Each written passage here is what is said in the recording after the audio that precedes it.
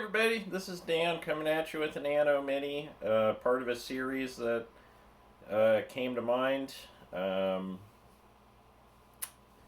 because this morning I reread for the first time in 10 years Alan Moore's Miracleman. I read the remastered version that Marvel came out with a few years ago. It's been recolored by Steve Oliff, who is legendary in terms of comics coloration. He did some of the first ever commercially released digital coloring jobs. When Marvel brought Akira to the United States through their Epic imprint in the 1980s and 1990s, he did all the coloring. And the colors on those Epic re-releases of Akira, obviously from the original black and white manga, are gorgeous. They're exceptional. And Katsuhiro Otomo, the original creator of the manga, was in fact very impressed with them and enjoyed them quite a great deal. So, Miracleman, also known as Marvel Man in the UK, where the threat of lawsuits from Marvel Comics was not quite as omnipresent in the late 1970s, early 1980s, is probably the first revisionist superhero comic. There are some other examples that are contemporaneous or slightly earlier.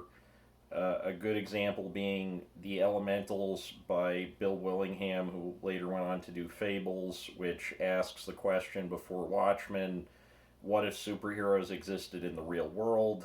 Willingham's vision is nowhere near as far-reaching, deep, or interesting as Moore's.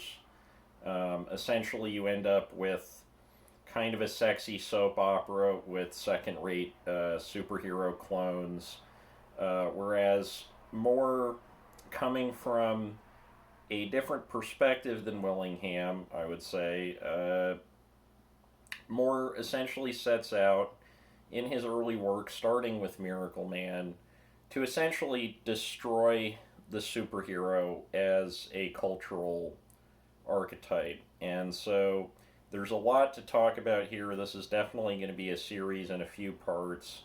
So in part one, I'd like to talk about the three generations, I would say. There's been subsequent generations, but in terms of getting to 80s superhero revisionism comics, of which there were several, there's obviously the most famous ones, Dark Knight Returns by Frank Miller and Lynn Varley and Klaus Janson.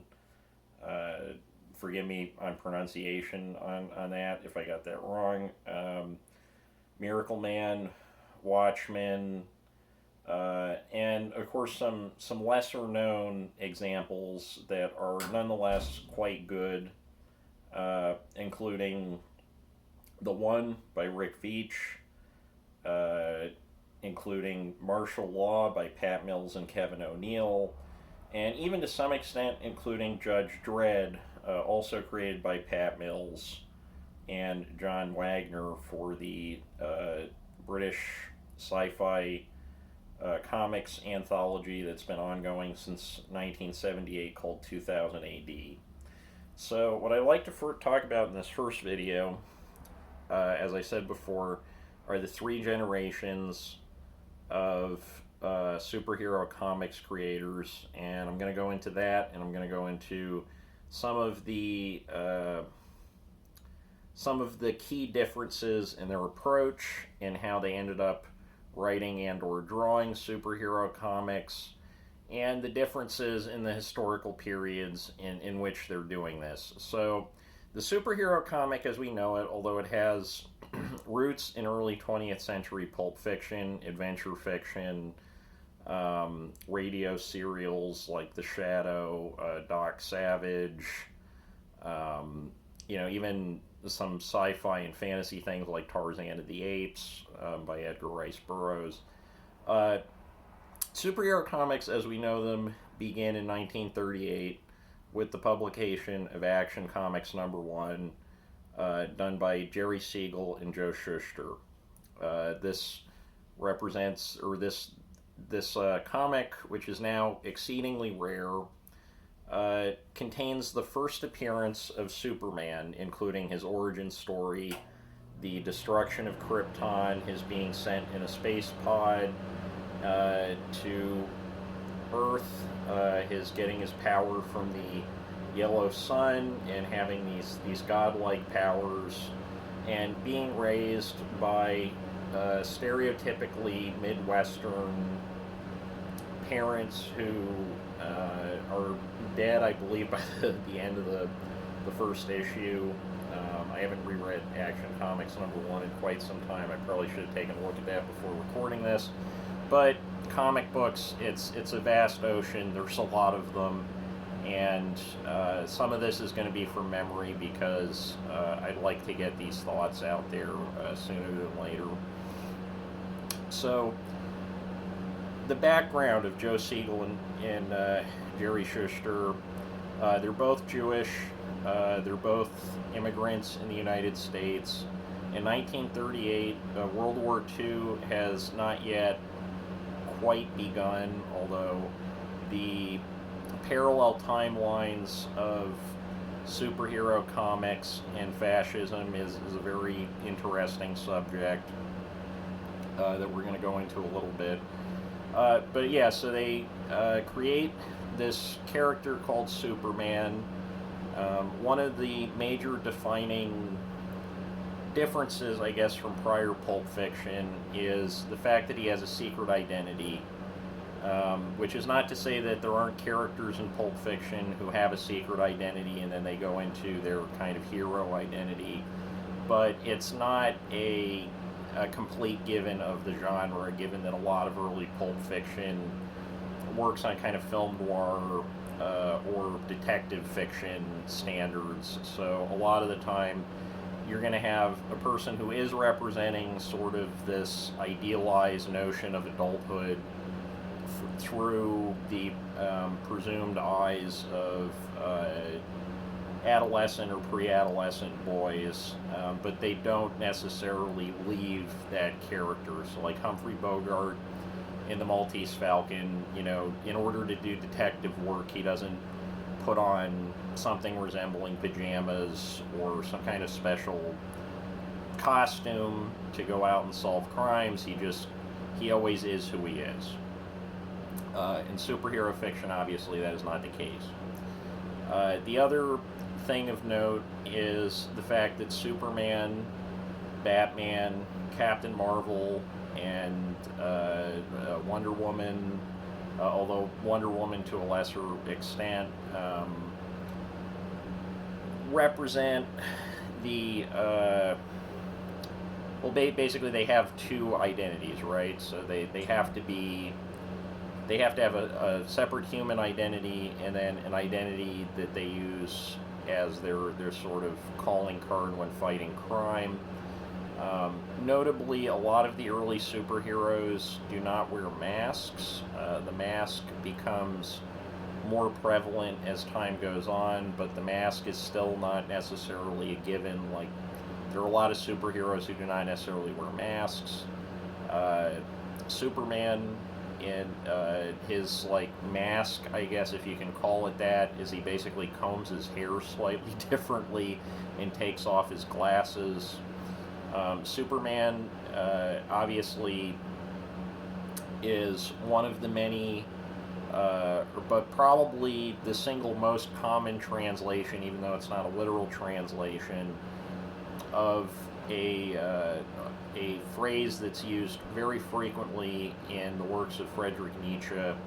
In German, it is the Übermensch, which literally translated into English is the Overman, but in most English translations of Nietzsche, this is written as the Superman. Now, I'm not saying that Jerry Siegel and Joe Shuster had some kind of familiarity with the works of Nietzsche. I think it's fairly unlikely that they did, although if anybody knows if they did, leave it in the comments. I'd love to hear from you.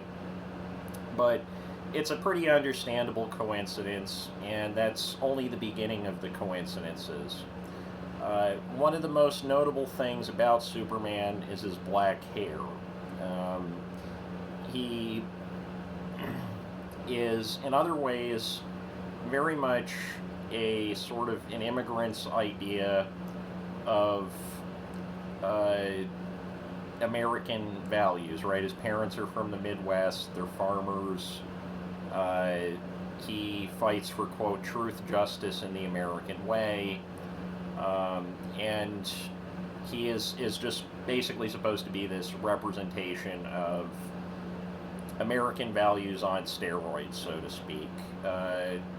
But of course, there's also these mitigating factors of he's an alien from outer space, which is a nod to the immigrant factor, and the fact that his hair is black instead of blonde, which would have been fairly noteworthy, especially as Hitler was rising to power, in the notion of the Aryan pure racial individual was gaining a lot of traction, not just in Europe, but also in the United States. There were numerous Nazi sympathizers who were very popular in the United States around the time that Superman made his first appearance in Action Comics #1. Among them, Charles Lindbergh, the famous pilot, Father Coughlin, who had a radio show with an audience of almost 2 million people. Racism was very, not that racism ever went away in the United States, but racism was pretty prevalent.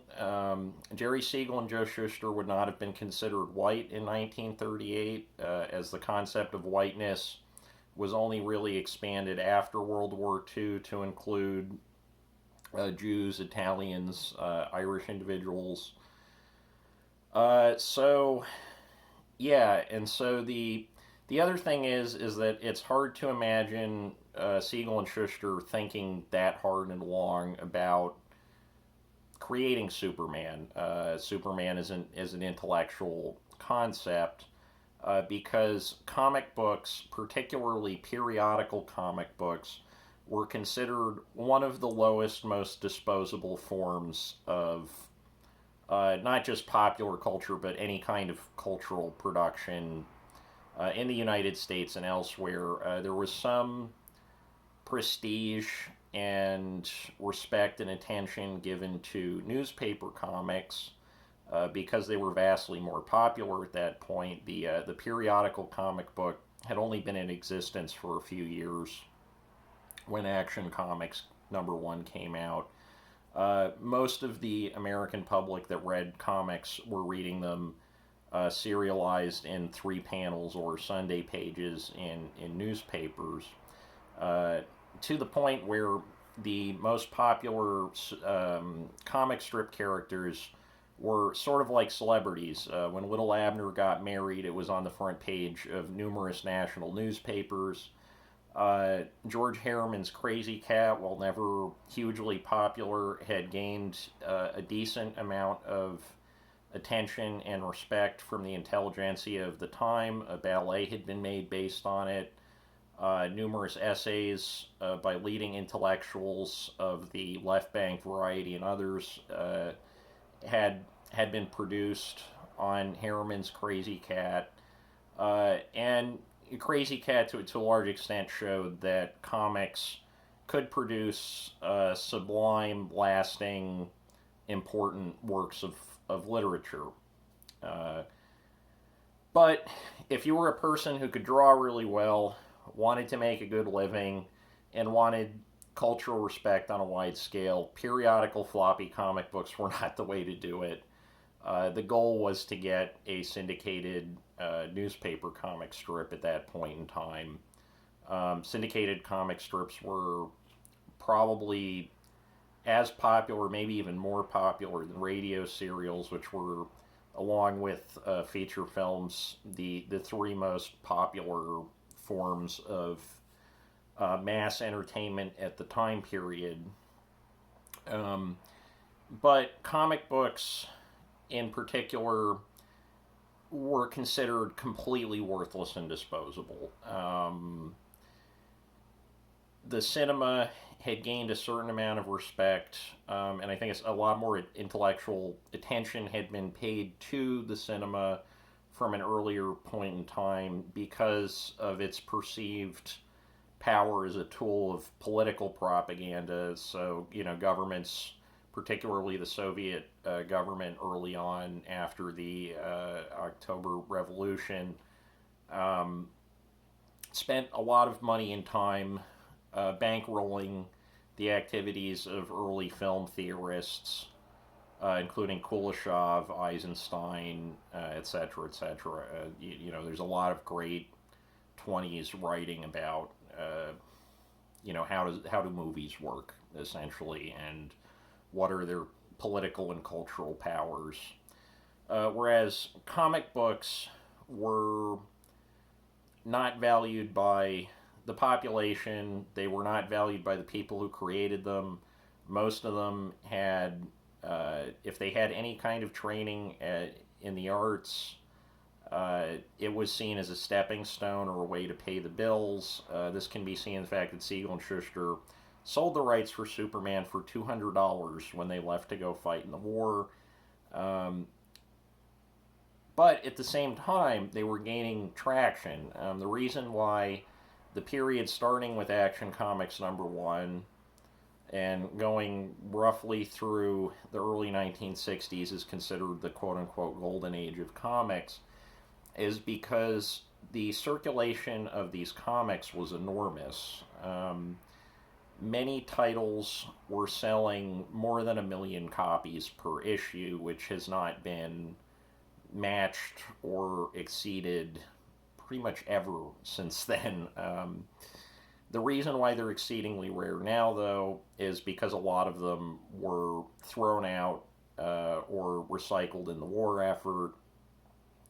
Because holding on to comic books as an adult was seen as a sign of arrested development. You talk to anybody like boomers, you talk to them, half the boomers you talk to, they're going to have some story about their parents throwing out their comic books. So the attitudes that these artists and writers were going into creating these comic books with was essentially, it was a stepping stone. It was work for money. They didn't really care. A lot of them worked under pseudonyms if they wanted to do anything later in life, up to and including Stan Lee. Stan Lee thought he was going to be a serious writer before he ended up creating or co-creating with Jack Kirby and Steve Ditko a lot of the major Marvel characters at the beginning of the Silver Age of comics. And this attitude shows through in the actual comics themselves. There's a lot of stuff about race and politics in them. Most of it is pretty offensive by modern standards, but probably even by the standards of the time. They were doing it for a paycheck. They did not care, and they did not necessarily want to be publicly associated with these comic book characters.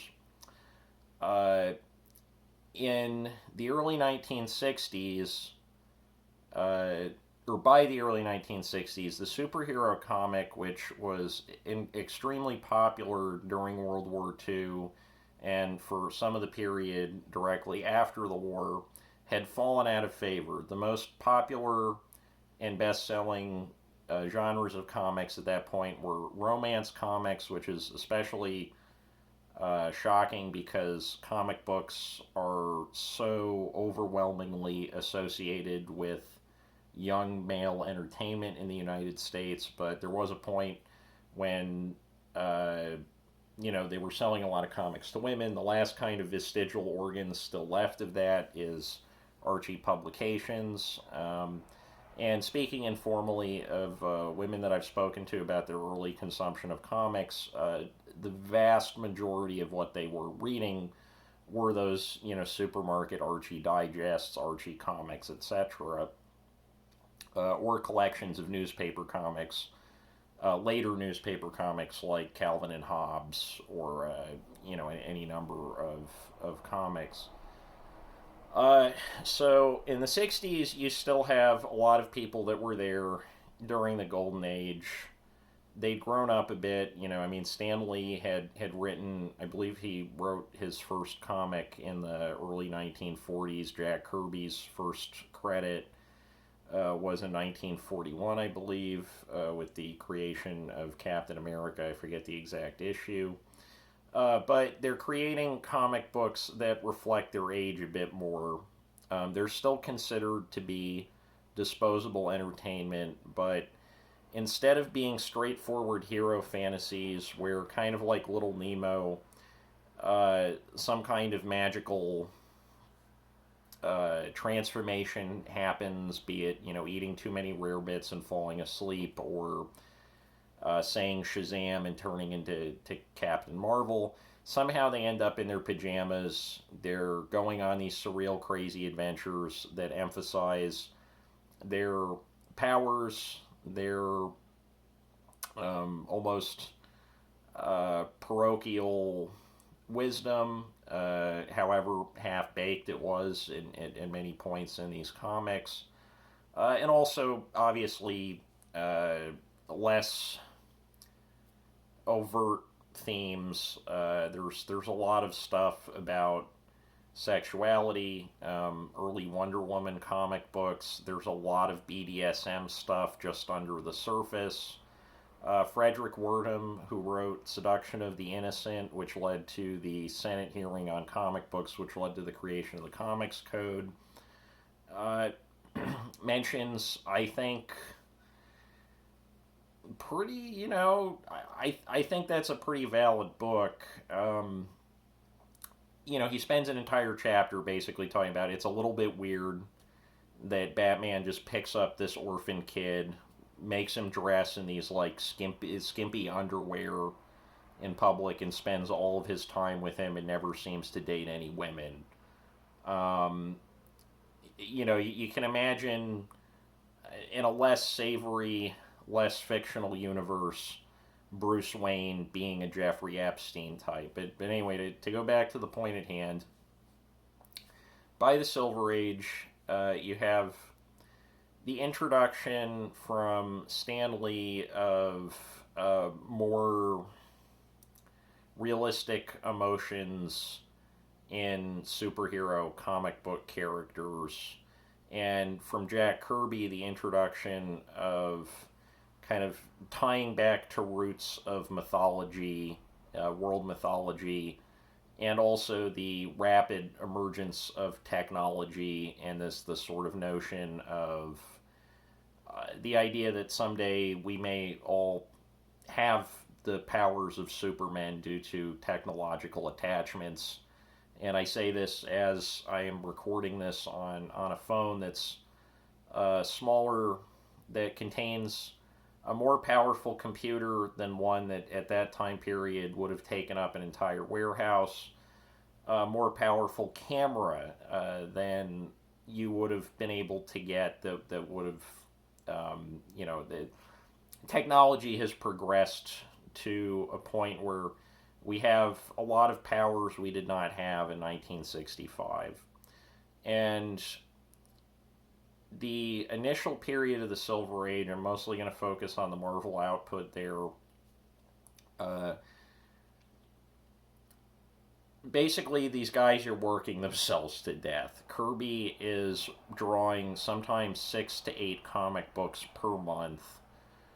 Stan Lee, although he's doing far, far less of the work, is still writing an ungodly number of comic books, to the point where he claims that the alliteration in many of the early Marvel superhero characters, Reed Richards, Peter Parker, etc., Sue Storm, so on, J. Jonah Jameson, was basically because if he didn't have the mnemonic device of the alliteration, he literally would not be able to remember all of the characters that he was responsible for filling in the captions and dialogue for every month. In the early 1970s, you have the first generation of comic book creators who specifically wanted to enter the comic books field and were not thrust into it by economic or cultural forces. A lot of people who were writing into the letter columns of early Marvel comics after Marvel transitioned into Marvel from being Timely Atlas comics end up working on the comics that they'd grown up on. Roy Thomas starts writing Spider-Man. It's Gary Conway. There's a number of these people, and they're mostly writing from a perspective of trying to recapture this sort of escapist magic they remember from their youth. There's not a lot of critical thinking going on, but there is a lot of admiration for the form, and there's also a lot of economic exploitation by Marvel and DC Comics, because suddenly they see that these people who actually want to work in comics for the love of it have no understanding of their economic situation or how much money these comic books are making, which allows a lot of them to get screwed over, although nobody got screwed over quite as bad as Jerry Siegel, Joe Shuster, and Jack Kirby. If you just look up Jack Kirby lawsuit, you can find an endless trove of documentation on how badly the Jack Kirby and his estate were screwed over by Marvel Comics. And so throughout the 70s, you basically have this. There are some interesting comics that come out in the superhero genre. I mean, there's a lot of interesting stuff going on with underground comics, but that's not really directly related to what I'm talking about today. And you just have these retreads essentially of early 60s Marvel comics, or on the DC side, you just have a lot of crazy, absurdist gimmick comics, kind of going back to the Mort Weisinger edited 50s Superman comics, where there's no continuity, and it's just sort of how many weird, crazy ideas can we throw out there. Frankly, I find the 70s DC comics to be far more interesting than the 70s Marvel comics, because of this disregard for continuity, or disinterest in continuity. But anyway, so in the late 70s, early 80s, you start having what I would call the third wave of comics creators coming into the scene. These are predominantly young men who grew up engaged with, or at least peripherally aware of, the late 1960s counterculture. Some of them have interests outside of comic books, because I think with early 70s Marvel comics, a lot of the issues of why they're so boring is it comes down to a lack of intellectual curiosity from the writers and potentially the artists outside of the comics field. The late 70s, early 80s comics creators start questioning, why did mass media form in the fashion that it did? Why is so much, or why did the superhero genre in particular take such a hold of the popular imagination to the point where it crowded out almost every other comic book genre? Because you have to remember, for most of the history of comics up until the early 1960s, there were numerous comic genres. There were adventure comics, there were working woman comics. They were very popular in the 20s and 30s. Funny animal comics, any number of children's entertainments that were not so predominantly focused on alter egos and sexless or at least overtly sexless power fantasies. Uh, they also have the benefit of an increased intellectual academic um, focus on mass culture and pop culture.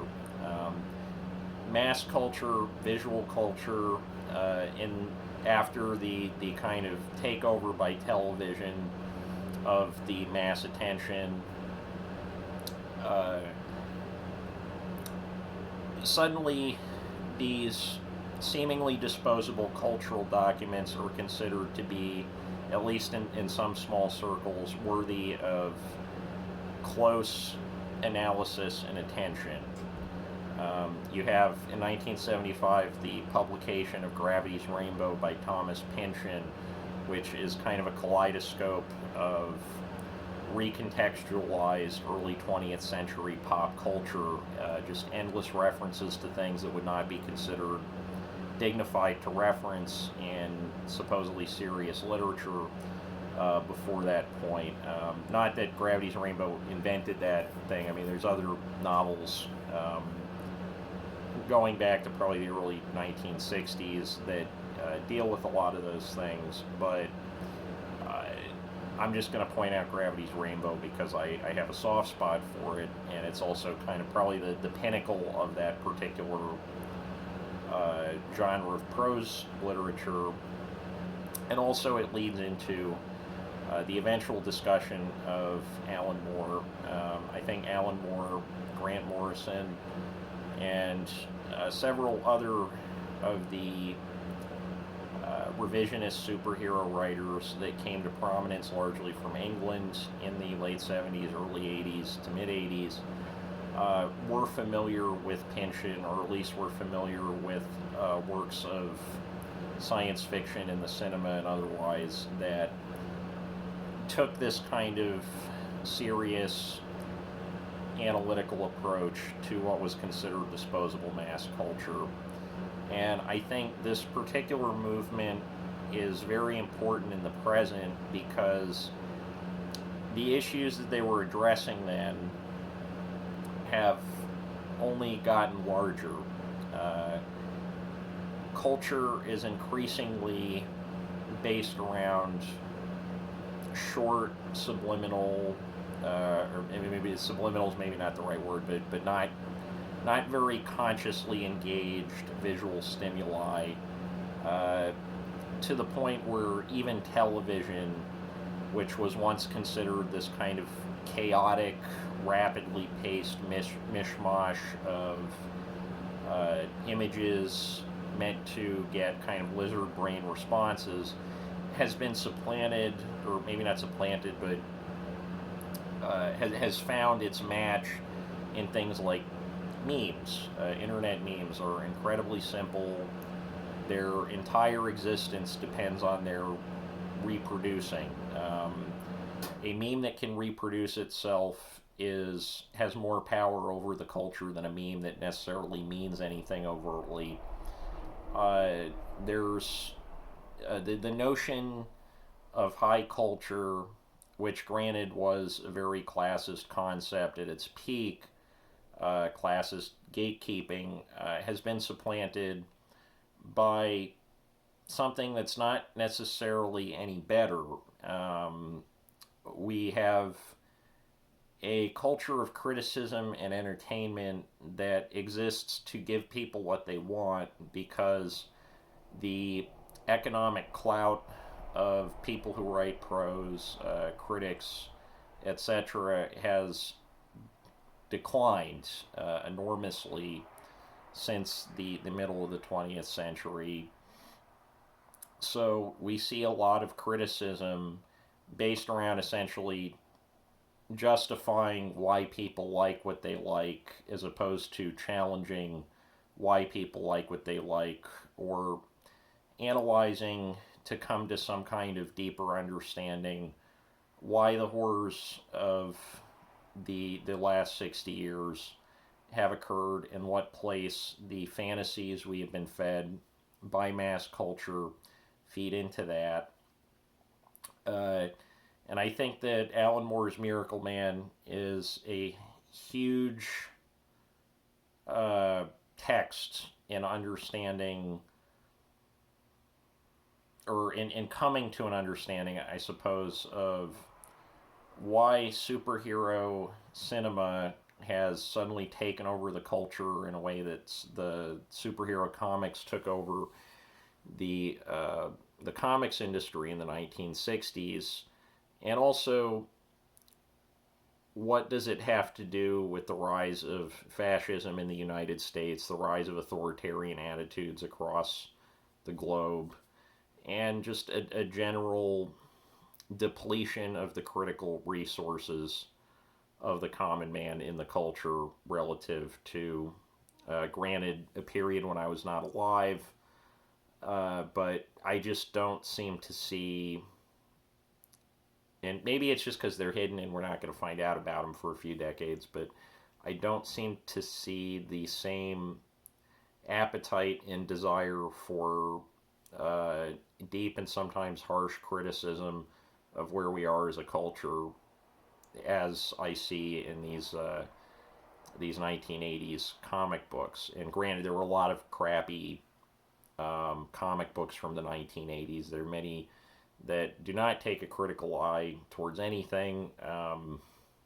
Every Punisher comic book ever, right? I mean, there's endless examples of that. But I'm going to focus on the good.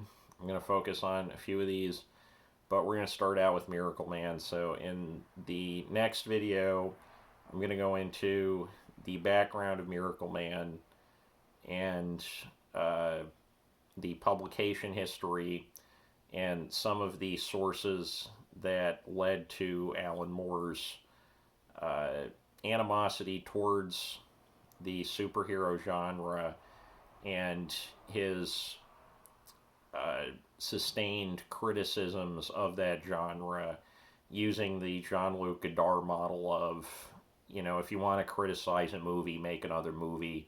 In this case, if you want to criticize superhero comics, make a few superhero comics. And anyway, so if you like this, hit like, hit subscribe. There's going to be more of it. And I will see you guys soon with part 2. Take care.